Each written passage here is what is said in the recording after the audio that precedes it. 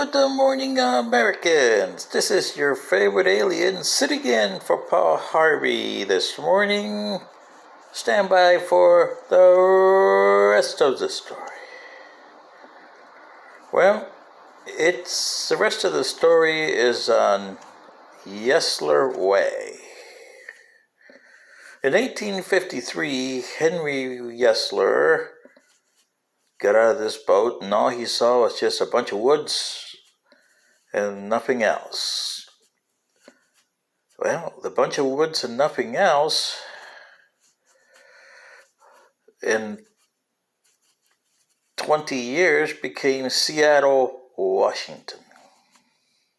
Okay? Seattle, the number one industry that made Seattle was lumber.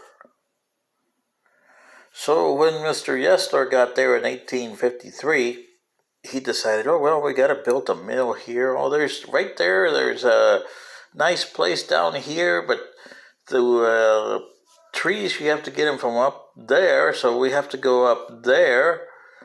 So he went and found, there's a dividing line here of two properties.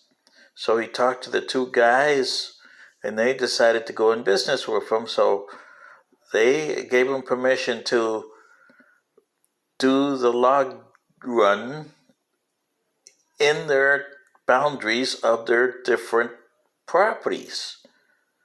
So the one on the left seated so many feet, the one on the right seated so many feet, and therefore the log run was done. Okay? It was a huge log run. Today maybe 8 lanes, 10 lanes, maybe 12 lanes. Highway would be the how big that thing was, yeah. So in 1853 he got the permission, and by 1855 they were in business. The mill was built, his house was built, and the street was named Mill Street, even though it was just a log run. He also greased the bottom of the run so that the logs could almost do it themselves. And a lot of people didn't do that in those days. But he decided to grease the bottom of the log run, and that made the logs get down there faster. And by 1865 or so, he was making a lot of money. He never used a log run after that, about 1870. But the mill was still being fed, and he had other interests he was involved in. The mill was doing good.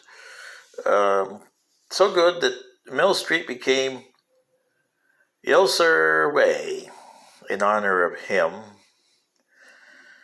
Well, and by 1870, lumber was the high priority, especially for a city down to a couple hundred miles down south from Seattle, San Francisco, California, which had a tendency of burning down. So we had to buy wood to rebuild the city. So San Franciscans would come up to Seattle and bought the woods from the city of Seattle here, or the town. Seattle was still not as big as San Francisco. LA wasn't as big as San Francisco at the time. And, in 1896, the Klondike came around, and Seattle became boom town, big town. It grew like 4 times its normal size in 1853. It was about 4 times by the time 1896 came around because of the Klondike boom and the gold there, yeah. It had overbuilt, we got prosperity here, let's do this, let's do that, yeah, okay, yeah. Well, as it happened,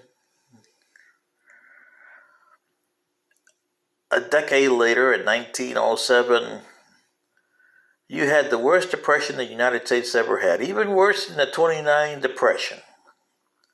1907, a lot of people lost everything. And Seattle was no different. Half of the city was...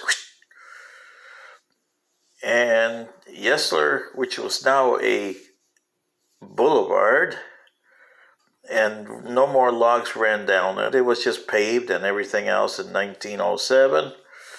Well, a lot of clothes there, and even today, it's still called Yesler Way. Not Mill Street anymore. It's back to being Yesler Way. And if you go down Seattle, down Yesler Way, all the way down to the bottom where the brothel was and the mill, you can see all these people lining the sidewalks which haven't been swept, and signs on the buildings that say condemned. It still hasn't recovered, and it's been over 100 years. It still hasn't recovered.